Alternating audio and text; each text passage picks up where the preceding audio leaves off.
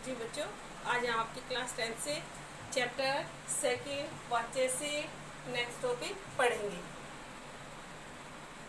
जैसे हमारा वाच्य था, वाच्य यानी बोलना, बोलने का विषय। कल भी हमने आपको बताया था, क्या था? बोलने का विषय।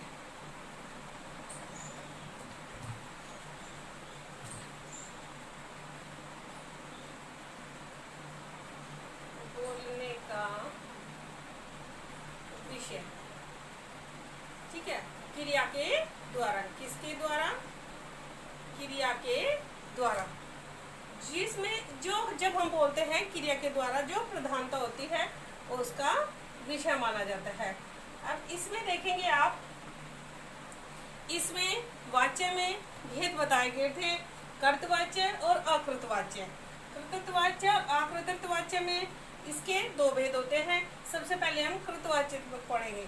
जब क्रिया का संबंध कर्ता से होता है, किसका संबंध? किसका संबंध होता है? क्रिया का। किससे? कर्ता से संबंध होता है, तो वहां पे कृतवाच्य होता है, ठीक है। जब क्रिया का संबंध कर्ता से हो, किस सेंटेंस की क्रिया का संबंध कर्ता से हो, जैसे हमारे पास सेंटेंस है बालक सोता है, तो सोता है का संबंध किससे है? बालक से। सोने वाला कौन है? बालक। तो इस तरह ये क्या हो गया? कर्ता, ठीक है। तो ऐसे ही नेक्स्ट में गीता गाती है, तो कौन गाती है? गीता। गीता करता हुआ इस सेंटेंस में। तो इस तरह जब क्रिया का संबंध कर्ता से हो, किसका? क्रिया का संबंध। ऐसे आपको पहले बताया था कि बोलने का विषय है किसका? क्रिया के बोलने का, वाच्य करने का विषय। अब इसमें इसका एक ही भेद है। अब दूसरा पॉइंट है हमारा वाच्य का अकृत वाच्य। जब क्रिया की प्रधानता नहीं होती, इसमें प्रधानता होती है, इसमें क्रिया की प्रधानता नहीं होती। इसके दो भेद होते हैं। जब क्रिया की प्रधानता नहीं होती, ठीक है, जैसे कर्मवाच्य। जब क्रिया की प्रधानता नहीं होती, इसके दो भेद होते हैं, कर्मवाच्य और भाववाच्य। कर्मवाच्य देखेंगे, जिस क्रिया से कर्म की प्रधानता हो, किससे? क्रिया से, कर्म की, यानी कि जो काम किया गया है, जिसका क्रिया का प्रभाव कर्म पर है। रीना से गीत गाया गया, गीत गाया गया, गाया गया किससे? रीना से गीत क्या गाया गया? गीत गाया गया। तो गीत क्या हो गया इसमें? ये कर्म हो गया, कर्म। तो इस तरह कर्म की प्रधानता है। नेक्स्ट, पतंग उड़ रही है, उड़ रही है क्रिया है, क्या उड़ रही है? पतंग। क्या हो गया? कर्म। रोगी को दवाई दे दी गई, दे दी गई, क्या दी? दवाई। तो ये क्या हो गया? उनका कर्म हो गया।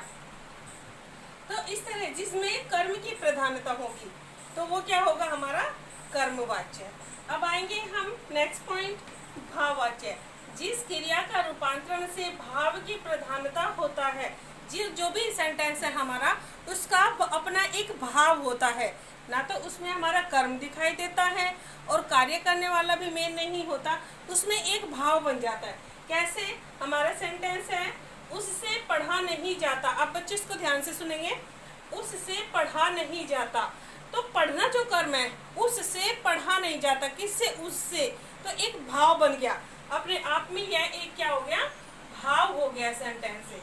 सोहन से चला नहीं जाता, तो ठीक है, इसमें कर्म क्या है? नहीं है, इसमें पढ़ा नहीं जाता। तो इस तरह सोहन से चला नहीं जाता, इसमें भी एक भाव हो जाता है।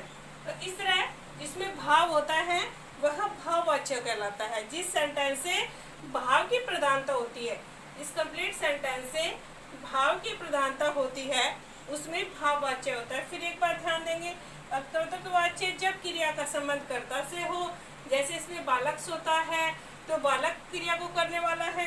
अकृतवाच्य की प्रधानता नहीं होती, इसमें देखेंगे जब दो भेद होते हैं।